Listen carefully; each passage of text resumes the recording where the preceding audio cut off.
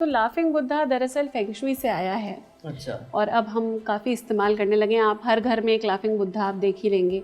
लोग एक दूसरे को उपहार में देते हैं, जैसे आपने बोला कि एक तरीके से एक गुड लक की तरह दिया जाता है। हाँ।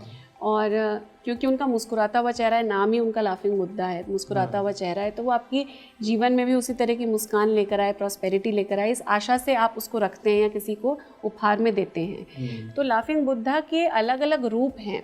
अच्छा। हर रूप का एक अलग अलग मतलब है और उस रूप से आपको क्या, घर में आप किस चीज़ को बुला रहे हैं, तो उसकी एक दिशा भी है। अच्छा।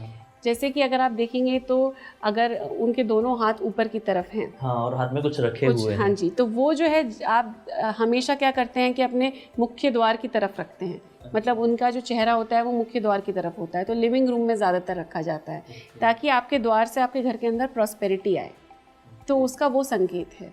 इसी तरीके से आपने देखा होगा कि पैसों पे बैठे हुए या सिक्कों पे बैठे हुए, चाइनीज़ कॉइन्स पे बैठे हुए लाफिंग बुद्धा होते हैं। इस तरह के लाफिंग बुद्धा को आप जनरली वेल्थ सेक्टर में रखते हैं, मतलब उत्तर की दिशा में ज़्यादातर आप रखेंगे ताकि आपको वहाँ से जो है कि पैसों की समृद्धि हो, तो उनका वो वहाँ पे महत्व आ जाता है। तो दिशा हो गई, और क्योंकि वो पैसों की ढेरी पे बैठे हैं तो कहीं ना कहीं से वेल्थ को सिग्निफाई कर रहे हैं, मुस्कुराते हुए हैं, तो वो कहीं ना कहीं आपके को फाइनेंशियल प्रॉस्पेरिटी में हेल्प कर रहे हैं, तो उसकी दिशा हो गई उत्तर, वहाँ पे रखते हैं।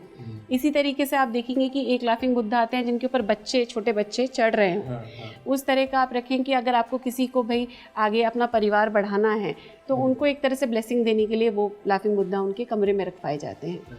तो इस तरीके से अलग अलग लाफिंग बुद्धा हैं। हर एक लाफिंग बुद्धा की मूर्ति किसी ना किसी एक लाइफ के एरिया को दर्शाती है जो हम अपने जीवन में उतारना चाहते हैं, और उस दिशा के हिसाब से उन्हें वहाँ पे रखा जाता है।